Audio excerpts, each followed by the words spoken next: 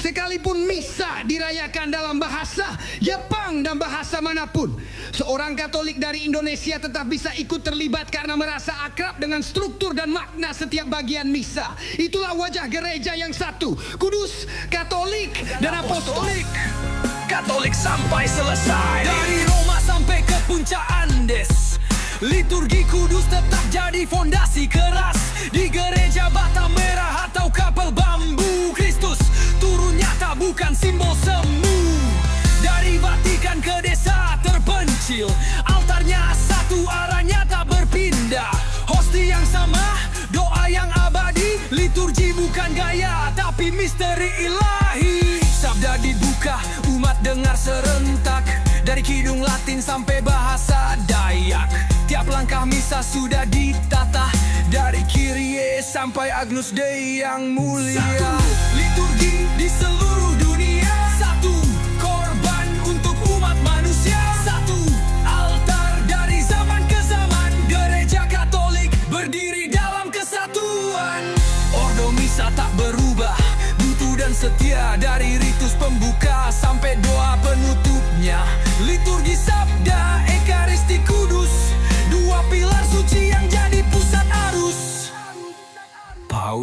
Paus menetapkan umat melaksanakan, gereja seluruh dunia pun menyatu dalam perayaan.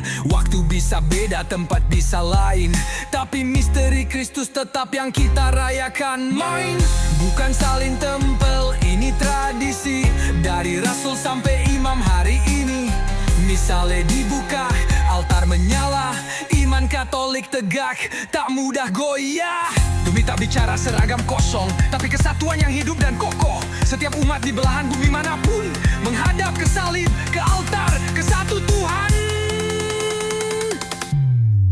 Di katedral besar atau kapela kayu, liturgi sama tak berkurang nilainya. Tak perlu ditambah, tak boleh dikurangi, karena ini warisan surgawi bukan ciptaan hari ini.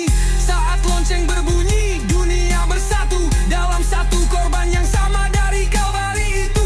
Tak ada gereja lokal tanpa pusat Roma, karena satu liturgi adalah tanda kita semua.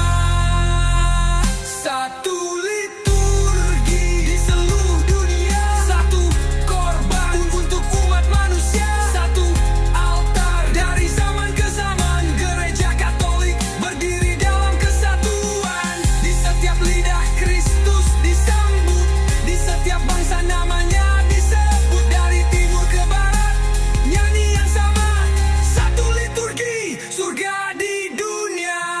Tak perlu seragam, tapi tetap satu, karena yang kami rayakan Adalah misteri yang tak berubah sejak semula. Mau anak sekamis atau lansia, mau ikut misa dimanapun akan paham tata perayaan. Satu liturgi untuk satu dunia. Keren kan? Kapan masuk Katolik, bro?